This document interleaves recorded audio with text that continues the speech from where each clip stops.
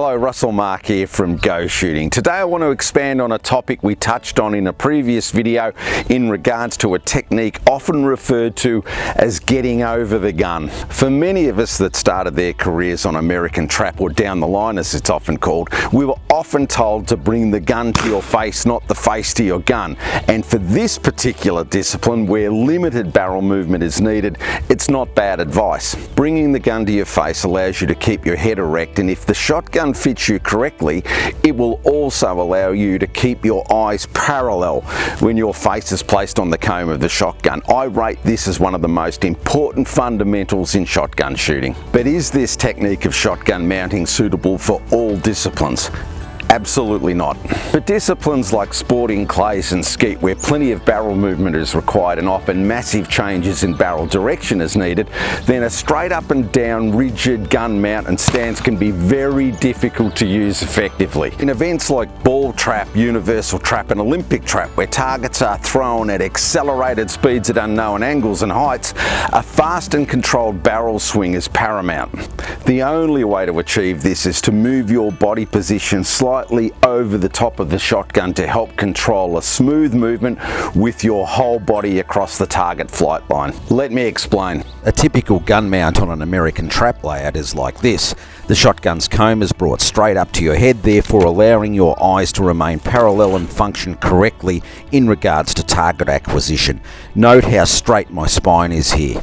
This erect technique will work fine in an event where there is little gun movement required, but it will let me down if I try it in a discipline where there is an abrupt and often unknown movement. Getting over the gun requires that I transfer some of the weight in my body forward.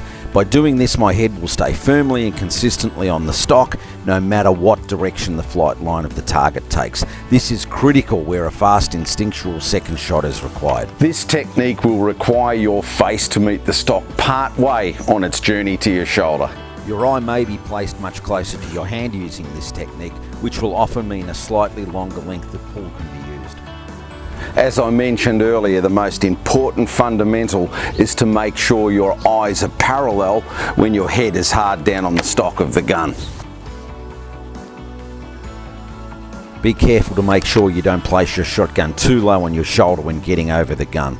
It can cause you to start looking out of the top of your eyes, which is just as bad as not placing your face parallel on the comb. For many ATA or down the line shooters, stretching forward and meeting the stock on the way up is very unnatural, so an alternative to getting over the gun when shooting the faster trap disciplines is simply starting the barrels well over the roof of the trap house and then bring the gun down to the desired starting position.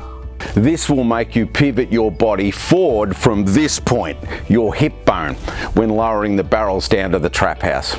Australia's Michael Diamond, one of the world's greatest Olympic trap shooters, was a great example of how this technique works.